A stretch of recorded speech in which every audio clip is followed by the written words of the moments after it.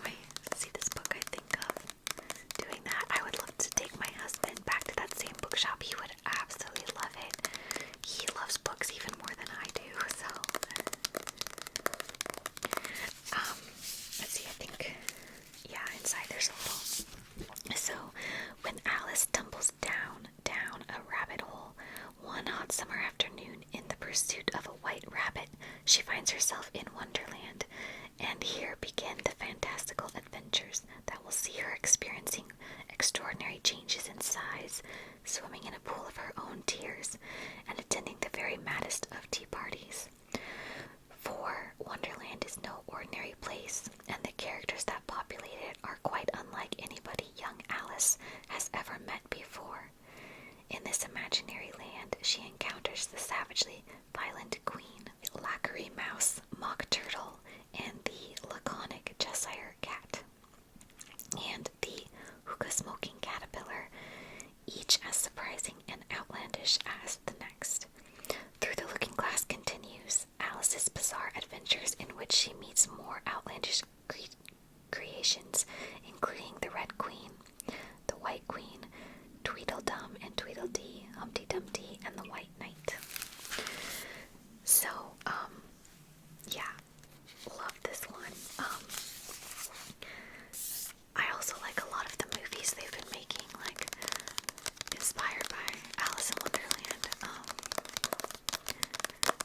I think this whole thing is so cool. I love the talking flowers.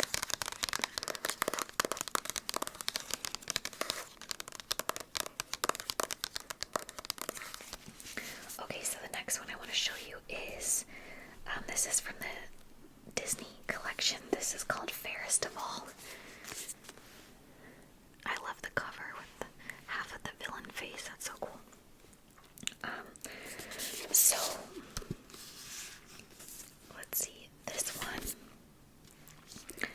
is Fairest of All, A Tale of the Wicked Queen by Serena Valentino. It's from the Disney Press. And I love all of these Disney villain books. There's one for like every villain now, I think. I only have two. I just have the Evil Queen from Snow White, and then I have the Beast. But I would like all of them. I really want the Mother Gothel one. So it says, the tale of the young Princess Snow White and her evil stepmother, the Wicked Queen, is widely known. Despite a few variations from telling to telling, the story remains the same. The Queen was jealous of the girl's beauty, and this jealousy culminated in the Queen's attempt on the sweet, naive girl's life. Another tale, far less often spoken of, is the one that explains what caused the Queen to become so contemptuously vile. Still, some have attempted to guess at the reasons. Perhaps the Queen's true nature was that of a wicked hag, and her beautiful regal appearance a disguise used to fool the king. Others claim that the Queen might have hated the girl for her resemblance to the king's first wife. Mostly the Queen is painted as a morally abhorrent woman who never loved another being during the course of her miserable life. In fact, the theories about exactly what caused the Queen's obsessive vanity and jealous rage are too numerous to catalog. This book recounts a version of the story that has remained untold until now. It is a tragic tale of love and loss, and it contains a bit of magic. It is the tale of the Wicked Queen. I love this so much. Snow White is one of my favorite, like, fairy tale stories.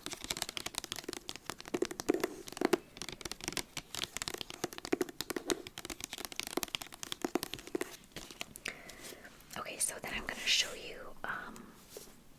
the other one that I have. This is called The Beast Within.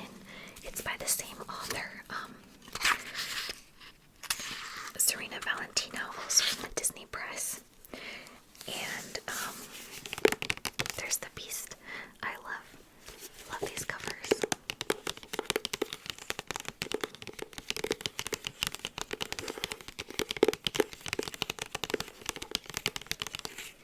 So it says, the tale is as old as time.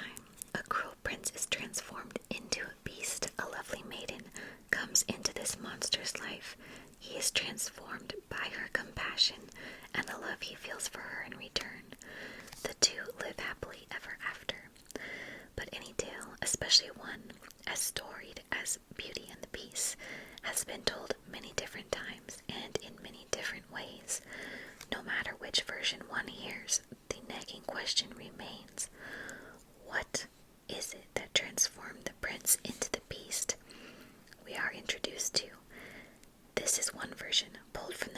passed down through the ages. It's a story of vanity and arrogance, of love and hatred, of beastliness, and of course, of beauty. So, yes, I love this.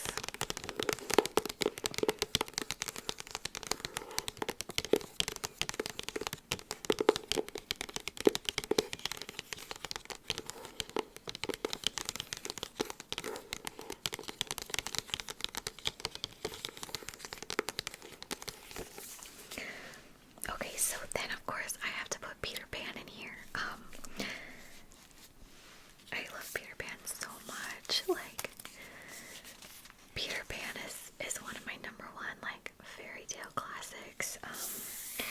I love this book too. When I was younger, I used to do a lot of community theater, and I was in Peter Pan so many times. I think maybe like 4 different times. Twice as different Lost Boys, and then once as Tiger Lily, and once as a mermaid. But my parents got me this illustrated book the first time that I was in the play Peter Pan.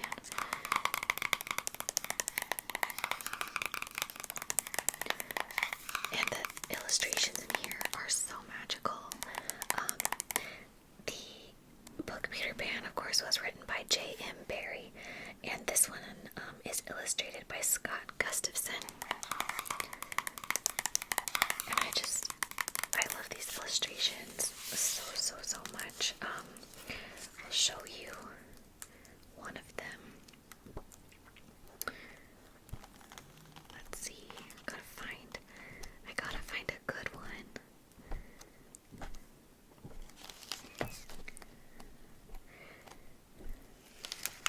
Here, this one's good. This is Peter Pan coming through the Darling's window with Tinkerbell.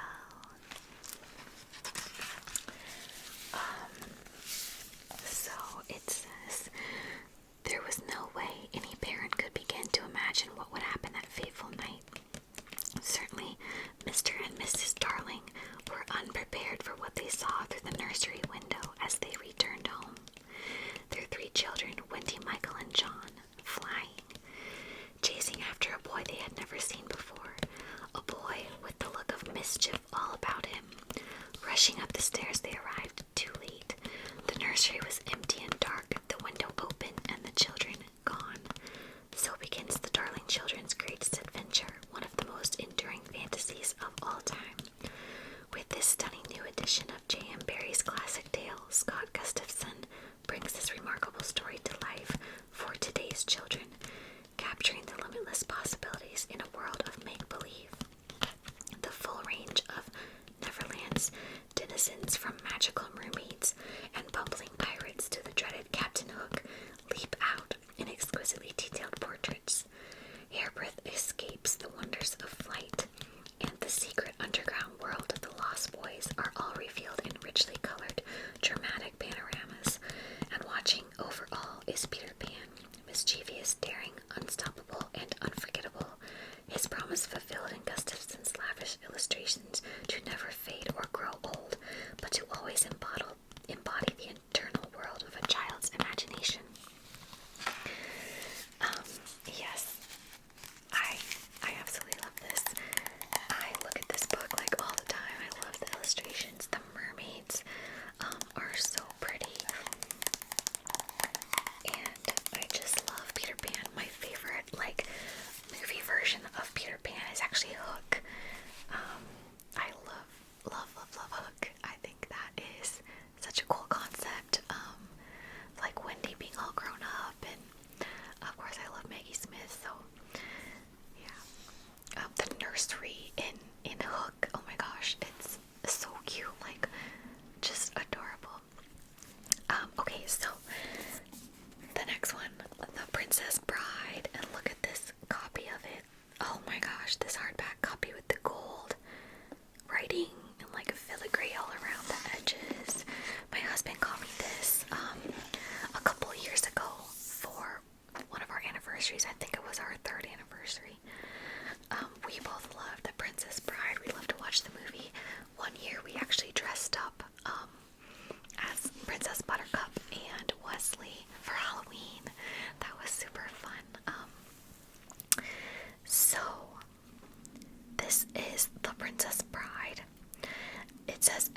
Stern's classic tale of true love and high adventure. And this is William Goldman, illustrated by Michael Mano Mivable. I'm sure I pronounced that wrong. I'm so sorry, but it's right there if you want to see. I adore this story. I'm sure most of you have already read this or at least seen the movie. This was required reading at my high school. I don't know if you guys had to read this for school or not, but I did, and I was glad. It was great. Love it.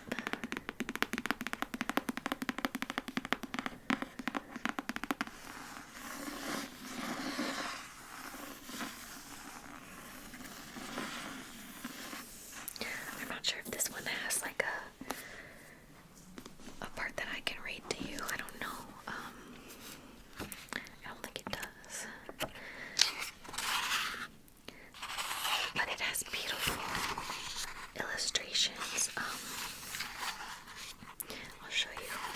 This is the first one in here. It's Wesley and Buttercup. Yeah, this is such a cool book. It's really, really pretty illustrations, and the pages are all like, they look like they've been like tea stained, you know, like old looking pages. So yeah.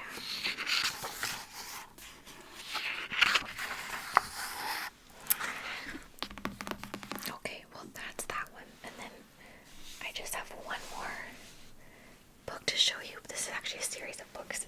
It's a box set. I got this at Costco a long time ago, but this is the Wildwood series, A Forbidden Wilderness, an Epic Journey, a new classic. This was written by Colin Malloy, illustrated by Carson Ellis. I believe this author is actually from Portland area. And I picked these up when I was Portland based, working for the airline I used to work for. I'm just gonna read you the back of the very first one in this series. So the first book in this series is called Wildwood, and then there's two more. The second one is Under Wildwood, and the third one is Wildwood Imperium. They're all very good, but I'm just gonna read you